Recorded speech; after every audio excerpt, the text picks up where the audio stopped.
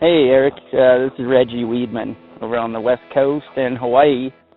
I've been enjoying your podcast, and I want to thank you for what you're putting out. I dig it. But I've also been on a deep hunt into hemp genetics, and for Hawaii, we're already a top 2-inch, 2-week pre-harvest and total THC state. So it's been exceedingly difficult. And I found some unicorns over in Bend, Oregon. I was wondering if you were interested in hearing about them, because this guy has been putting in the work and he should get some promotion. So if you're interested in talking to Jeremy or talking to myself about what I found, call me. Well, of course I want to hear about unicorns in Oregon and hemp in Hawaii. Reggie Weedman. Take care. This is the Lancaster Farming Industrial Hemp Podcast. My name is Eric Herlock. So today we're going to talk to Reggie Weedman about his journey to find compliant CBD genetics and how that journey led him to Jeremy Klettke at Davis Hemp Farms. We're going to talk to Jeremy today too. But first, let's catch up on some nuggets of hemp news. Okay, so earlier this week, the governor of Virginia, Ralph Northam, announced that Blue Ribbon Extraction will invest $3.26 million to establish Virginia's first large-scale industrial hemp processing and CBD oil extraction facility in the town of South Boston. The project will create 22 new jobs, and the company has committed to sourcing over 90% of hemp purchases from Virginia growers. This is going to result in more than $70 million in payments to Virginia farmers over the next 3 years. Hemp Industry Daily is reporting that hemp producer Antora, a privately held vertically integrated hemp company, has acquired the assets of Atalo Holdings, a hemp producer and CBD manufacturer located in Winchester, Kentucky. Headquartered in Nashville, Tennessee, Antora has facilities in Kentucky, New York, South Carolina, Tennessee, and Nevada, focused on an institutional scale supply chain pipeline for hemp and CBD products. Hemp Industry Daily is also reporting that Louisiana has just rolled out rules that ban CBD in food and most smokable hemp products. The story says that Louisiana rolled out penalties for the possession and sale of all smokable hemp products, alcoholic beverages containing CBD, and food and beverages containing CBD. All right, so that's just a couple of nuggets of hemp news, and you know there are more nuggets out there if you look for them. All right, so let's talk to Reggie Weedman about unicorns in Oregon and hemp in Hawaii. Reggie Weedman, welcome to the Lancaster Farming Industrial Hemp Podcast. How are you doing today? Excellent. Thanks, Eric, for what you do on the program. I really appreciate your presence in this space. Thanks, Reggie. Can you give us a little introduction? Who are you? What are you up to in the world? I've been following this plant for quite a while and lived in Hawaii and have traveled around playing in soil everywhere and playing with bees and helping farmers wherever I'm at. These days, I've been doing a deep dive into genetics in the cannabis space.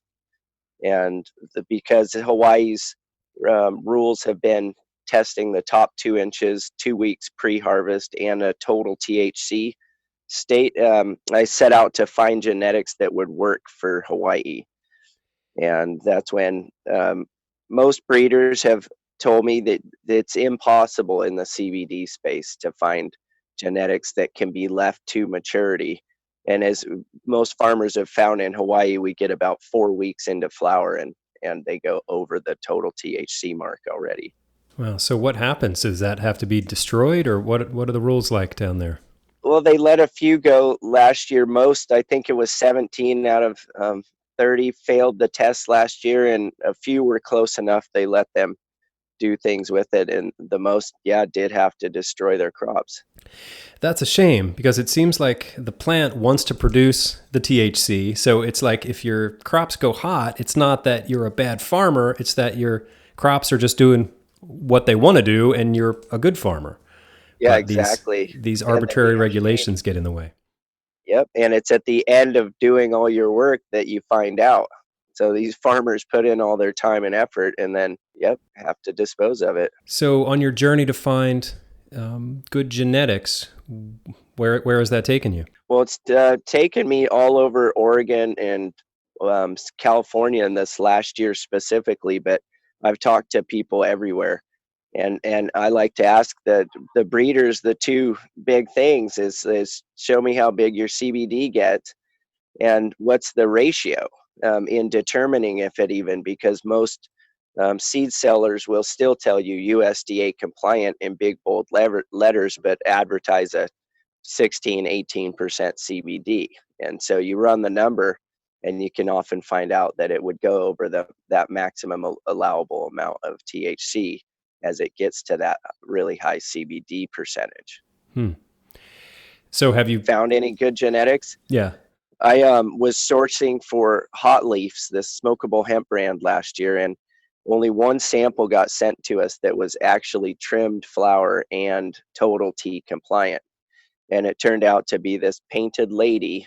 And I had already been in contact with Jeremy, but hadn't moved on the Hawaii project already. But then it became more relevant when I saw it from a third party. And so I got a hold of Jeremy Klettke of Davis Farms, and we've taken a dive deeper into his 6 offerings, and even 7 now, because he's doing a nonprofit for His Holiness the Dalai Lama's library, and has a 7th offering that is total T compliant as well. And so where are you? You're trialing those genetics then in Hawaii? Yeah, Ray Maki of Permaculture Kauai, he got one of the first permits in Hawaii, is doing a trials right now, and we're very excited to see, one, how they perform in a southern latitude like that, 20 degrees north latitude, and then how long they stay, because he should stay total T compliant through maturity, which would be a big game changer in Hawaii. And how far into the growing season are they in Hawaii right now? He is, I think, 1 month in, and he's done a couple batches, and he'll be able to tell you more. We're always getting the updates, but I haven't seen them yet because of this lack of traveling. Right. Hawaii right now has a 2-week quarantine, which isn't the worst place to be, but it's a busy time of year for farmers over in the mainland too. So thanks to you, I'll be talking to Ray Maki and Jeremy Klettke later today. Is there something specific I should ask them? Ask Jeremy how he's gotten to the point that he's gotten. He has a really interesting story of working with the plant. And it's always a question to me of who picks who in the field. We get to select between the females that are right before us, but who picks who? They show up. And Ray, ask him everything and anything about farming and his position in Hawaii. He's very instrumental in Hawaii in getting the hemp movement off of the ground. Okay. I look forward to talking to both of these guys. So what else can you tell me about your role in the cannabis hemp space? Yeah, my role is sorting farmers out with the right genetics for the right situation. It's, I think, the time to create things in each location that they're being used for each location.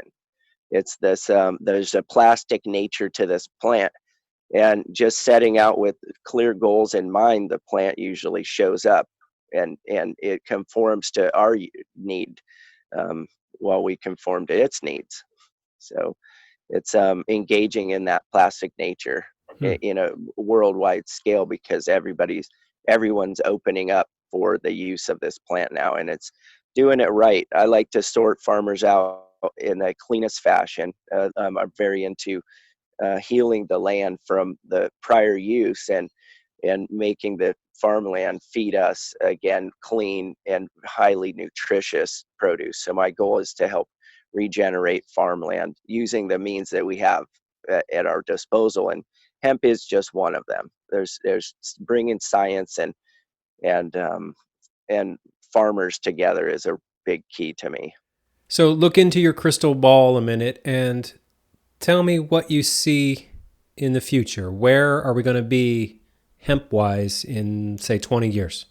Well, it's between hopes and reality is the question, and I like to paint a picture that brings people back to the land, and I like the potential for hemp and cannabis to create economies in smaller areas. It would be really great if we used it for its different aspects, and I don't know what it looks like infrastructure wise, but I know that if we could start something and support it with infrastructure in smaller bioregions, it's a chance to kind of decentralize some wealth in the farms. And I would like to see it used for it,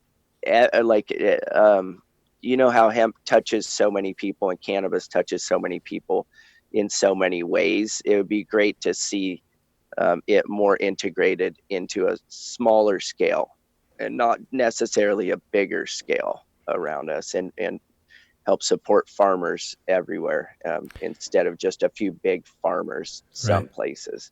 So I think you're sort of talking about like an interwoven tapestry of small supply chains all Yep. around the country and the world, so the Yep. local economies can thrive rather than Yep. a centralized corporate Exactly. view of it. Okay. Yep. Even smaller decorticators, smaller things that can bring it to the end, that create something that is more suitable for its end use.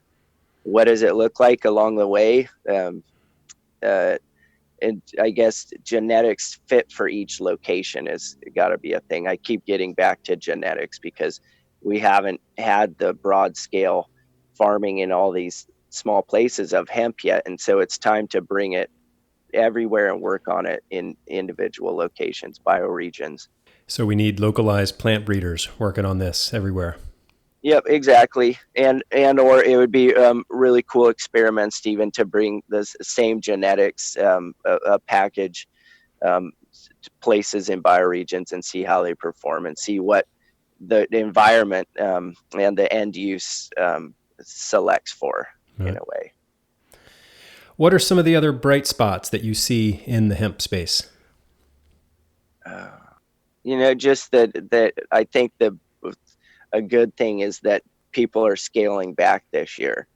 There was a push to just do more and more, and maybe not be totally adequately prepared with genetics, methods, or markets. And so people are scaling back and taking a look at it a little differently this year. It seems that's a bright spot. Yeah. Yeah, there's a um, that we're just going to get into it being used as food, and again, it's going to be genetics. I think the bright spot is that maybe people aren't making as much on the cannabinoid production, and we'll see more of a push for it used for fiber or for food. Like, those are bright spots to me. absolutely. Do you know, are there plant breeders who are working on genetics for fiber and grain production? Because I know all the energy right now is still in the CBD, CBG, CBN Yep, genetics.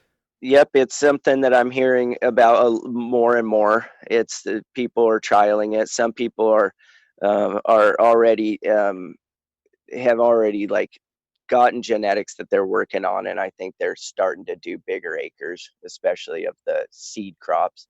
Right. We'll see some areas are legislating against any sort of pollen in the air to preserve cannabinoid production. So it's an interesting one when the counties legislate feminized only seed, for Right. instance. So some places are going to promote it, some won't. Where do you see that happening? Is that up in the Northwest? Sonoma County, California, for one, it has to be feminized seeds. Wow. And then like the Oregon CBD guys have tried to outlaw males for quite some time, up in Oregon, though they haven't yet. But it's not to say other locations don't. I just know a couple. Hmm. Very interesting. What else would you like to tell us? Let's bring people back to the land. Let's focus on farming for a higher aim, and that's nutrition. Let's like create farm communities that help each other sustain themselves and build resilience into our system through getting back to that land. We're Right. so driven by so many other things. I think the gift of this corona, shutting things down to make some things essential service and non, was a great distinction, and it's brought people to, made people look around right where they're at. And it might be a painful thing for some people, and that's true, but we're at a moment in life where um, we can change our ways and choose other ways. Like, as individuals, we live and we die, but as a culture and a civilization, we have something that perpetuates. And so it's time to make decisions based on a culture and a civilization. And to me, that's farming. Is I know the richness of life that comes through producing things and being one in harmony with an environment enough to produce things, and then with people to produce things. I know the richness of life. So my goal is to help people collect their gift, and that gift is what you get from producing something out of the ground with people. That's Amen to that. Yeah.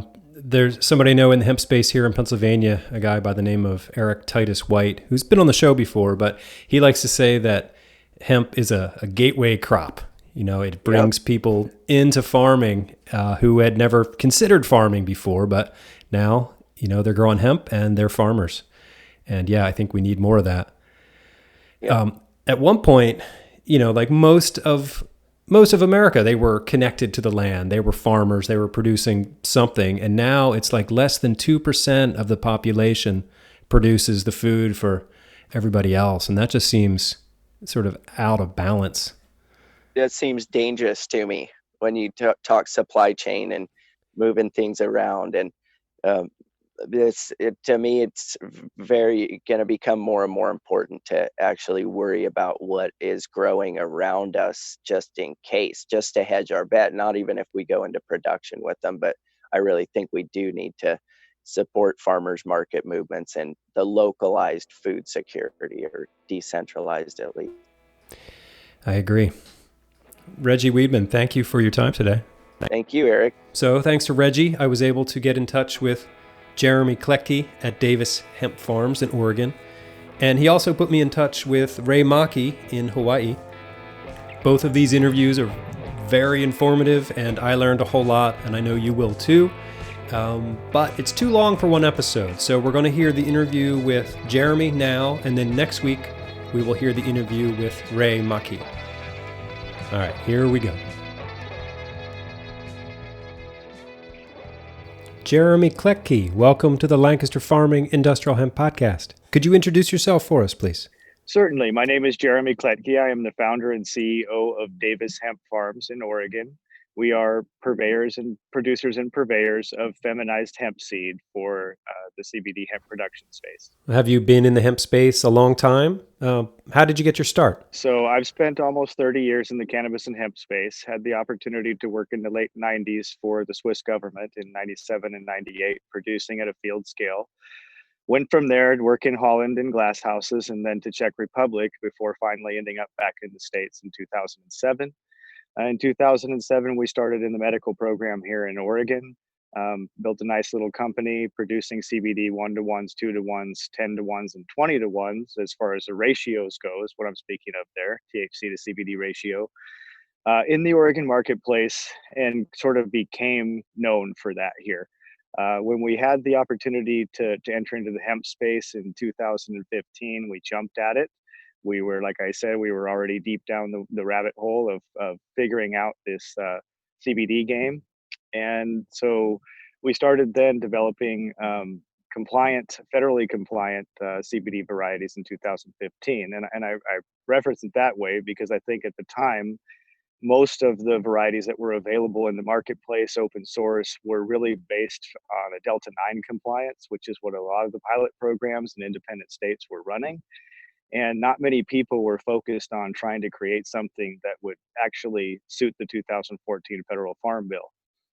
So we went to work right away on that. And, you know, I'm very proud to say that in 2019, after 4 years of field trials and, you know, working on stability, we released the first of the seed that we had. 55 farmers, 14 states, had a couple of university trials, and the results were very positive. And so now in 2020, we are offering those in a bigger scale to the public, and just trying to help farmers to be successful and give them a tool. Cool. So as a seed breeder, how does your hemp operation differ from, say, you know, a typical hemp farm? Can you sort of give us the lay of the land? Absolutely. Producing feminized hemp seed is kind of unique. I'd say that the first thing you really need to do this is master the plant as far as the production of the plant itself and just growing the plant for a finished flower. Once you achieve that, you can kind of look into stepping further into what it takes to breed a feminized hemp seed. So the farm here we are isolated from all commercial agriculture. So that was kind of critical for us. We're on a 392-acre parcel. But I would say that it only takes us about a 5-acre footprint to produce the seed that we produce. And essentially, we do operate out of an indoor facility where we keep the mother stock. And that's important for all the farmers to understand that we keep everything in a pest pathogen and virus free environment. One of the things that we've learned through this process is that some of these pathogens and viruses can actually embed themselves in the genetic sequencing of the seed and be carried from our facility or from the seed production facility out to the field. One of the ones that we've heard about is Fusarium. Another one is verticillium wilt. And here in Oregon in particular, we had quite an outbreak of verticillium wilt that ended up damaging the mint industry here. So I think it's critical that farmers understand where they're sourcing their seed from, just for these reasons, if not for a whole other bevy of reasons. But running from the pest pathogen and virus free environment, we take those out into greenhouses. So we do all of our production inside of climate controlled greenhouses. That's another thing that's really important for farmers to know is that if they want to get quality seed is not grown seasonally in field for feminized seed. So you're going to want to look for somebody that's certainly producing their seed in a controlled environment. So from what I understand, there's a couple of different ways to make feminized seed. Can you talk about the method that you use there? Yeah, absolutely. So, and one thing I would say is that we see a lot of people that are coming into the space abusing this technology, in my humble opinion. So the technology wasn't really available in the public forum for quite a few years for good quality feminization. And since it's starting to become more public, and certainly with the demand for hemp seed, we see a lot of operators that are just taking an open source variety, reversing that open source variety, pollinating the exact female version of that and creating an in cross. And so I just want to be clear as we talk about the stressing technology and how that works, that you still want to really depend on somebody who knows what they're doing. And I know it sounds a little selfish for me to say that as a seed producer, but it really is. You want to look to people that are professionals with the dioecious plant, the lack of stability in the plant, hermaphroditic potential. There are just so many variables that you want to be making sure that you're looking to a professional seed producer. Yeah, that's good advice. But can you tell us about the method that you use there at Davis? Yes, absolutely. Absolutely. So essentially what we do, and this is also a common misconception, is I think people think that in feminization that we're spraying the plants that we're seeding, and we're not.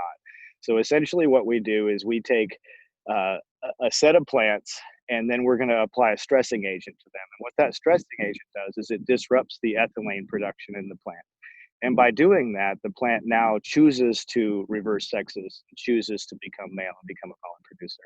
And there are several of these stressing agents available on the marketplace. You'll hear people using colloidal, and you'll hear people using silver thiosulfate. So, not getting into this particular stressing agent that we use, it's really about the way that you apply it more than it is a stressing agent. So again, I just want to make sure that everybody understands that, we're not actually treating the plants that produce the seed. This process, we treat a plant to cause it to disrupt its ethylene production so that it becomes a male, produces pollen, and then the unique byproduct in nature of that is that pollen is all XX pollen.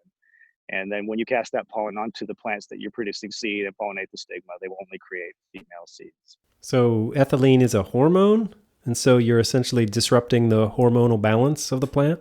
Is that how that works? That's exactly right. So we're disrupting the hormonal balance at the time when the plant is trying to figure out about what it needs to do for sexual maturity. And so we're just kind of pushing it, whispering at it to go in a different direction, which it does very willingly. And from there, we again produce the pollen and apply that to the plants in a separate space, actually. Wow, that's fascinating. So how much seed do you produce? So we're a boutique producer. We only produce about 13,000 acres worth of seed a year. So that's a drop in the bucket across the country. And we don't really intend to grow much larger than that. The thing with us is we're about quality. Our germination rates are 98 and 99% third party verified. Our feminization rates are consistently 100% out of the gate. The oil content in our seed is very high, so they're extremely viable. They shoot right out of the ground. And a lot of that comes from just really having a laser focused attention on what the team is doing here. So we don't want to compromise that for the farm. Good. Can you talk about any of the success stories out amongst the farmers who are growing your seed? Well, absolutely. I think I'd probably give you a general cross section there, and rather than picking any individual, and just let you know that out of those 55 farmers last year, we had 2 farmers that struggled. And so 53 success stories out of those 55. And I think anybody who farmed last year understands that across the nation, we had some real challenges with 19.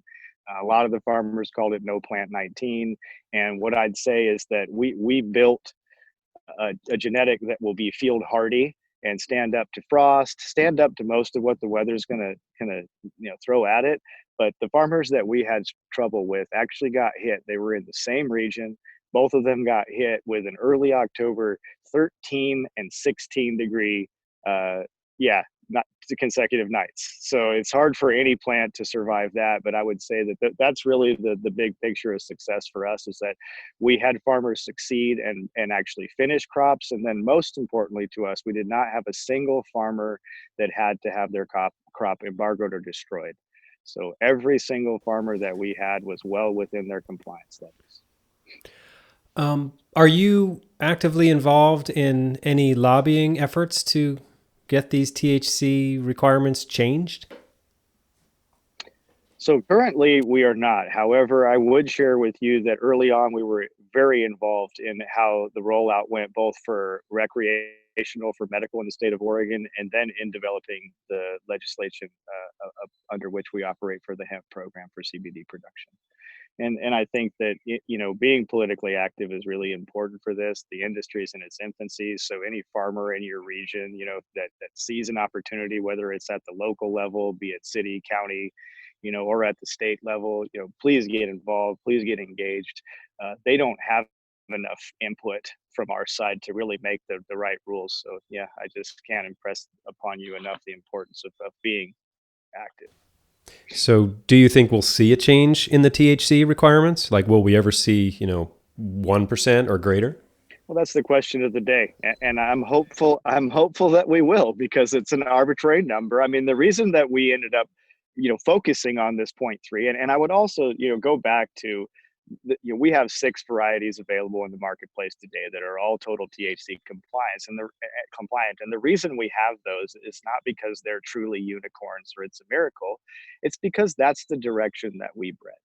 So I want you to know the plant is malleable. It's relatively plastic in its ability to express itself and evolve.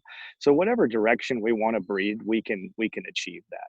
So I don't want people feeling like the sky is falling because the feds have come in and brought us pre-total THC compliance. More than anything, what they're trying to do is create a standard under which we can all operate, which is going to help a lot of people in the long run. But going back to the meat of that question, I'm really hopeful that we do, and I believe we will move into a 0.6 or a 1% total THC. Now, the idea that we should be operating at Delta 9, that's not reasonable, because I can show you varieties that we've worked through in the process of getting this breeding program going that are 6 and 7% total THC, but still fall under the 0.3 Delta 9 requirement. So we really can't, that would be irresponsible, in my opinion, for us to feed and fuel a market like that. But when we talk about a number of 0.6 even, now 80% of the genetics that are available on the markets today are suddenly compliant.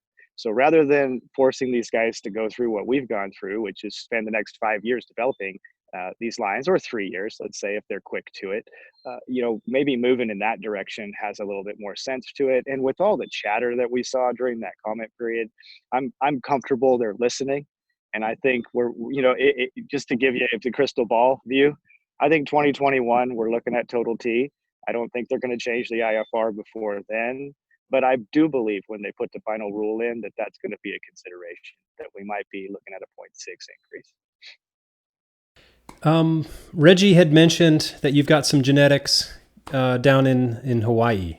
Are you actively working with farmers down there, or how does that relationship work? Yeah, so we're really proud to be operating under the HDA, and we have some wonderful farmers there in a few different regions on the islands. And to us, it's a critical thing, because cracking the code for these different photo periods is going to be a big part of developing the industry. So we're working in 18 to 22 degrees north latitude in Hawaii with a number of farmers, and very hopeful that we can give them a tool to be successful on the island. We've struggled a little bit with some of the varieties that have been available currently. Okay, a little bit later today, I'll be talking to Ray Maki, who I guess has had some success with some of your genetics. So I'm looking forward to that. Yeah. Is there anything that you think I should ask him? He is a wealth of information. Ray Maki is one of the most interesting people that you will meet in the hemp space right now. So he's been deeply involved in policy making with the HDA.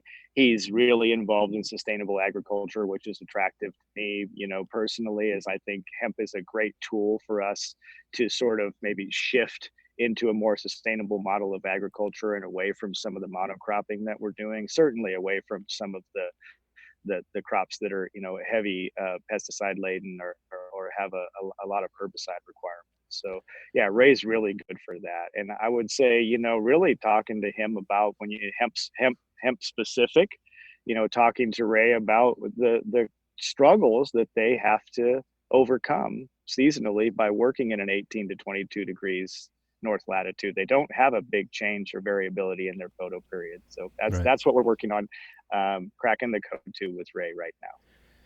So how does the plant trigger into flower stage then if it doesn't, like if the seasons aren't there? How does that work? Maybe I should talk to Ray about that. I'd love to touch on it though, because it's really a part of the daily dialogue here as we're working with Ray. We're also working at 1 degree north latitude, so and 4 degrees north latitude. So some struggles there, but the problem really that we're finding there isn't so much the plant going into flowering; it's going into flowering too soon. So as soon as you induce any stress upon it, or reduce the photo period at all when you're already at 12 and a half or 13-hour cycle, the plant wants to immediately go into flower. And so we have a lot of guys that are extending photo period out there to overcome that problem, and then dropping the lighting up to get the plants to go into flower, and not to let the cat out of the bag too far. But we're far down the road now with developing varieties that will actually not go into flower until they've reached a sexual maturity in any photo period, which will give these guys a decent yield and not put the burden on them of having to illuminate their entire field. Right. Are you doing any work with autos?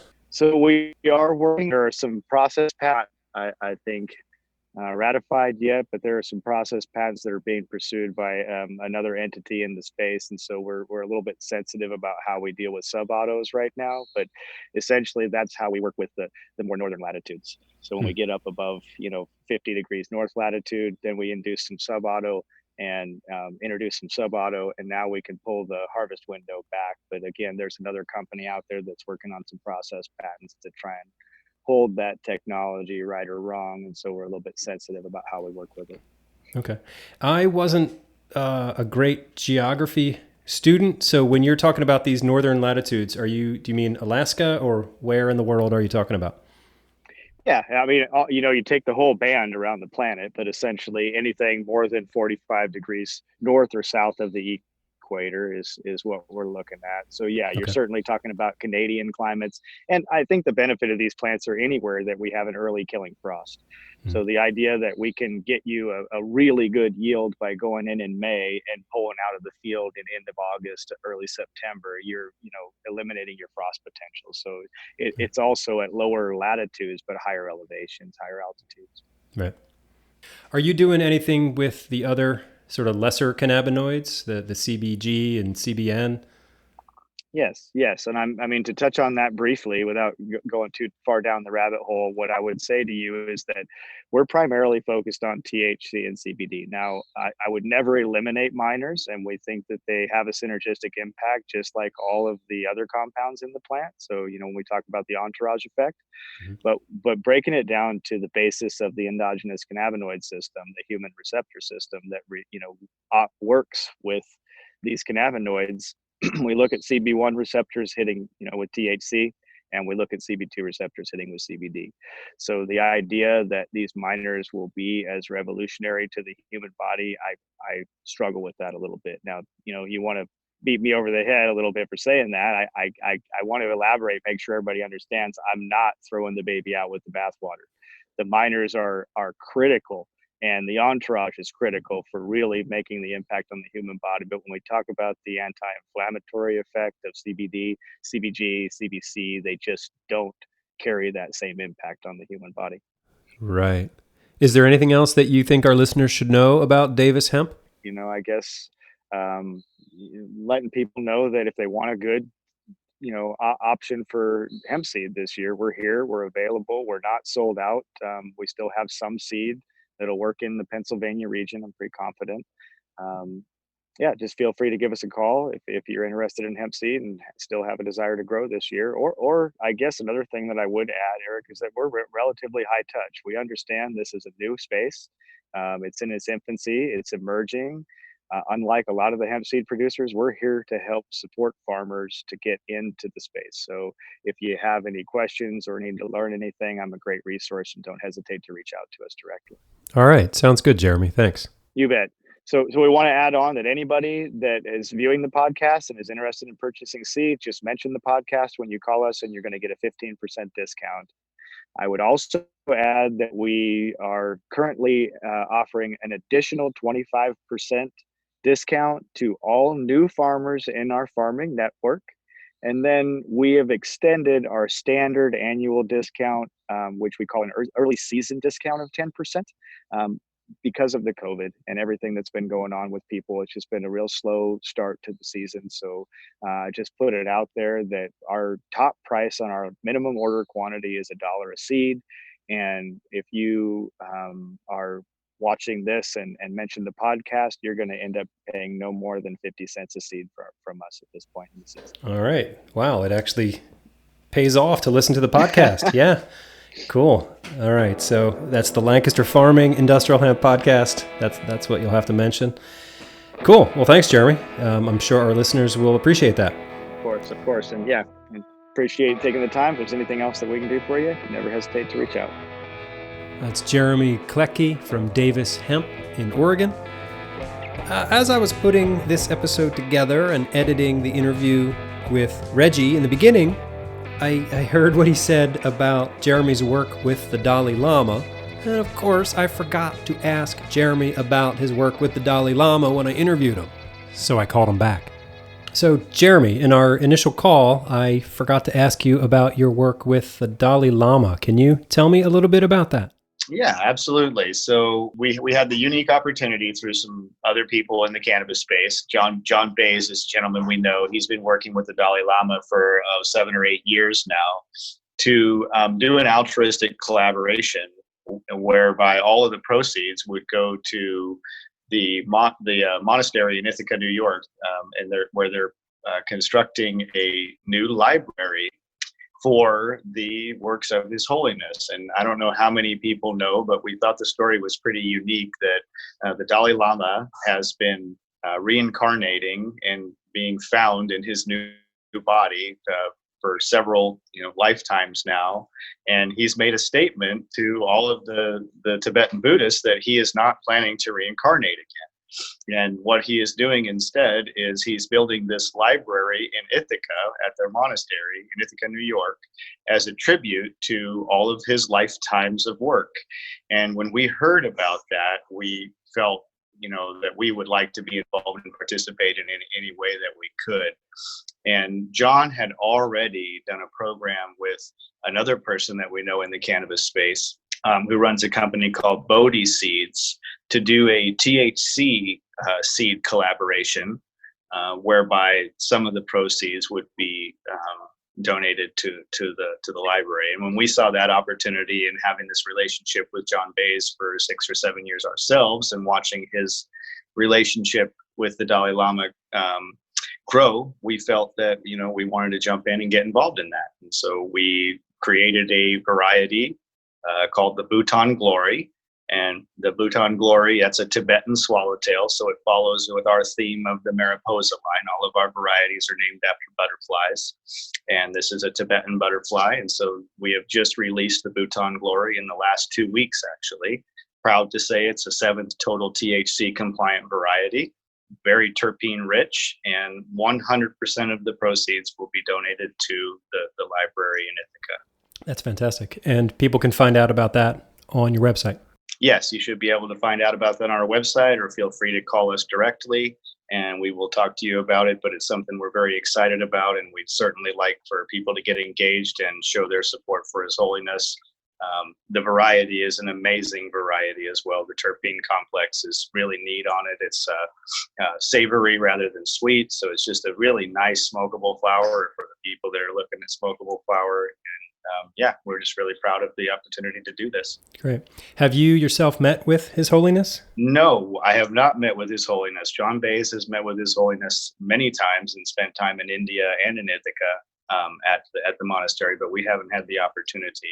And truthfully, when we talk about altruism, this is something that we really weren't looking for. So I made it very clear to John up front that we weren't looking for any accolades, any press from this. And so, I'm also not looking to meet His Holiness or embed myself with the Tibetan Buddhist monastery at all.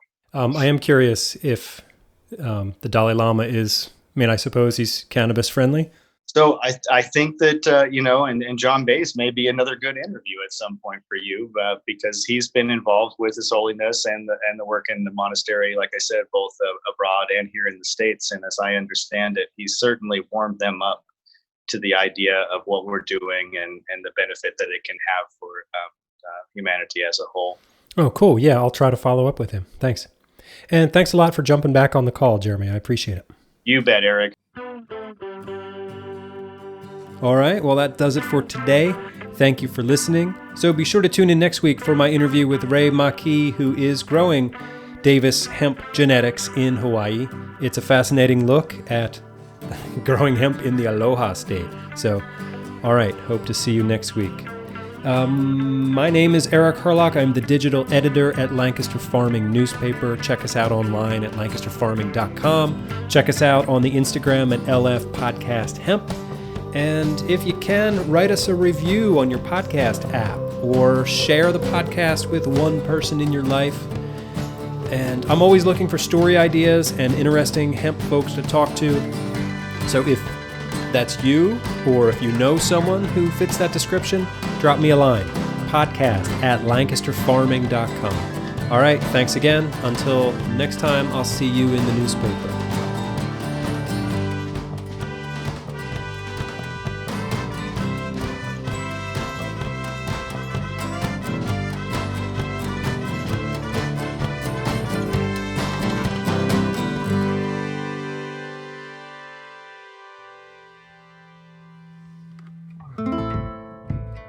Episode 91 of the Lancaster Farming Industrial Hemp Podcast is copyright 2020 by Lancaster Farming Newspaper, part of the Steinman Communications family.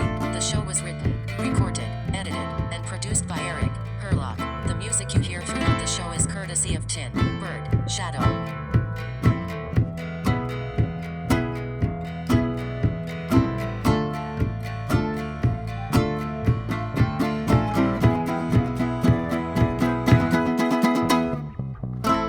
Industrial hemp.